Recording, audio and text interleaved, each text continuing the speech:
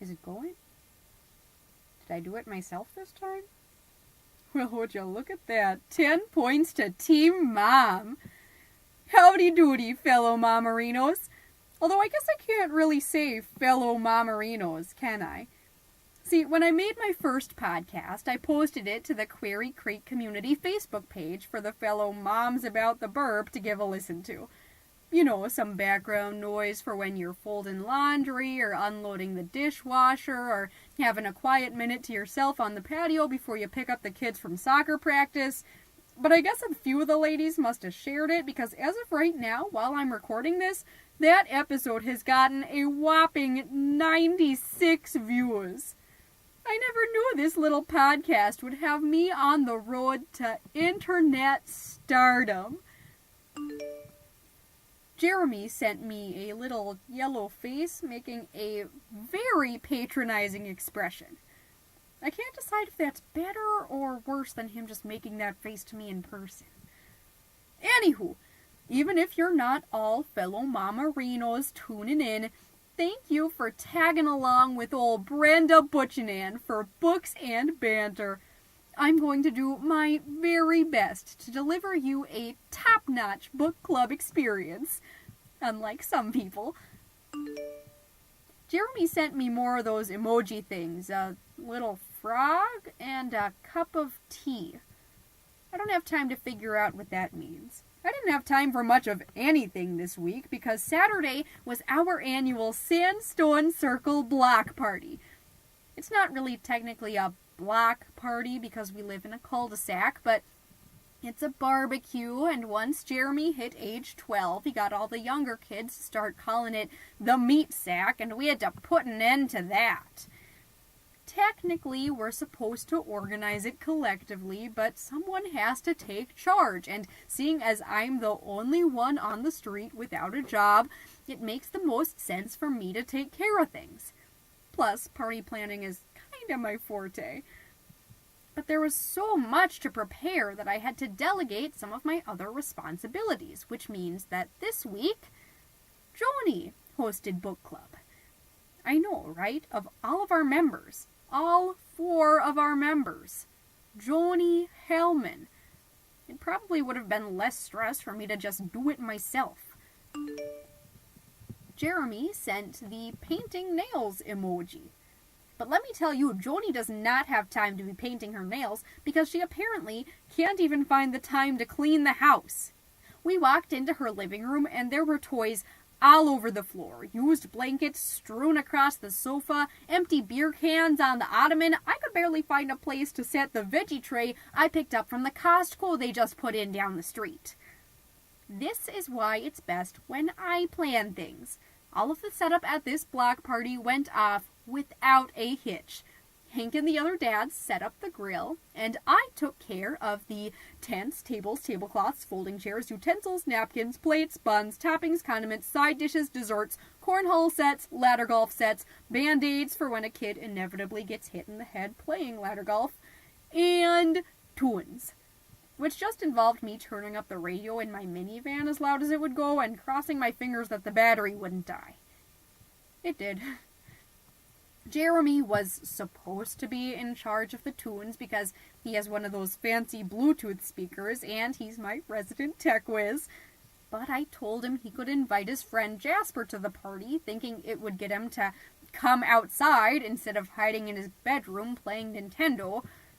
That backfired and they just hid inside playing Nintendo together. It seems that no matter what I do, I just can't get that boy out of his room. Which is actually a lot like what happened in our book club novel this week. I wasn't a big fan of it. It was a Joni pick, so that should tell you something right off the bat.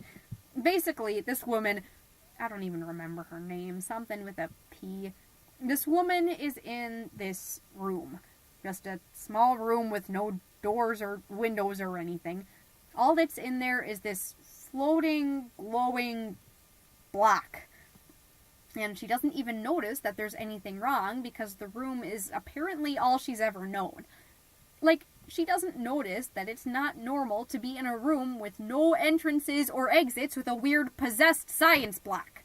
How do you just not notice something like that? How do you not notice when something is so clearly wrong?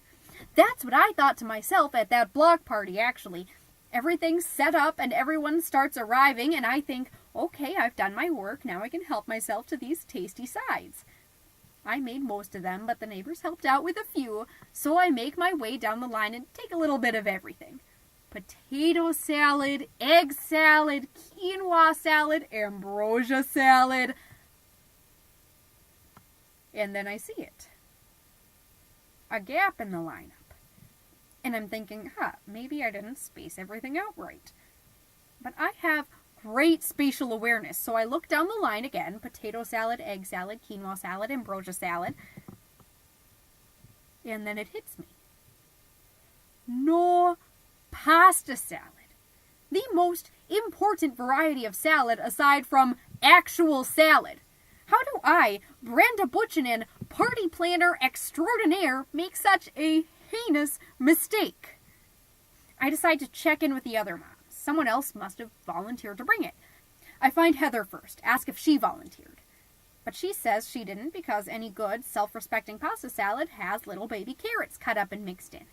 And she says she doesn't trust carrots because everyone says they're good for your vision, but they don't have any eyes. And the only thing that's truly good for your vision is to open your own third eye and see all truths scrawled across the astral plane. One of those truths being that the produce corporations are lying to you about carrots to profit off of your spiritual blindness. In short, she doesn't have any. So I go to Helen, and she says she didn't make any either, but her daughter Vidalia has been really into cooking lately, and used some of the supplies Helen sells as a pampered chef consultant to whip up some scrumptious deviled eggs, which were indeed paprika to perfection. And I asked her if Abernathy or Juniper helped out at all, and she said, "Who?" Which I thought was a little odd, but I didn't have much time to think about it because I had to keep asking around. And I asked everyone. Not the dads because they were too busy squabbling over who's most qualified for grill duty, but every single mother in the neighborhood. Except for one. Joni, who wasn't even outside. Her husband was outside, her sons were outside, but where was she?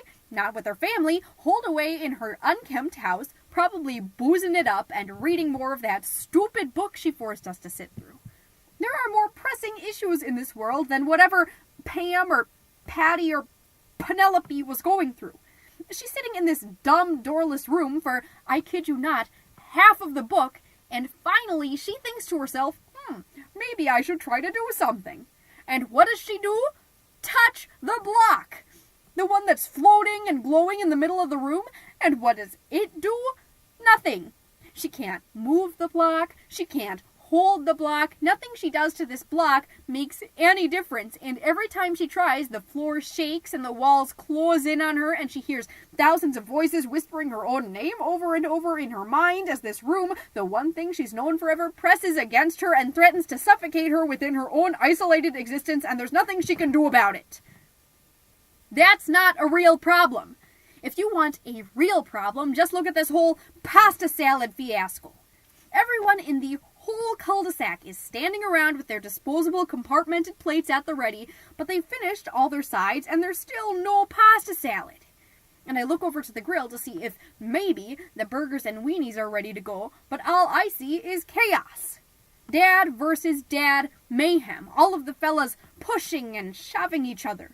One hollers that he has the perfect technique for flipping burgers. Another shouts that his meat thermometer is perfectly calibrated. Two are wrestling on the pavement, one sure that the perfect hot dog should be split down the middle, the other swearing that it needs to be charred to perfection. And in the center of it all, I see Hank. Still. Silent.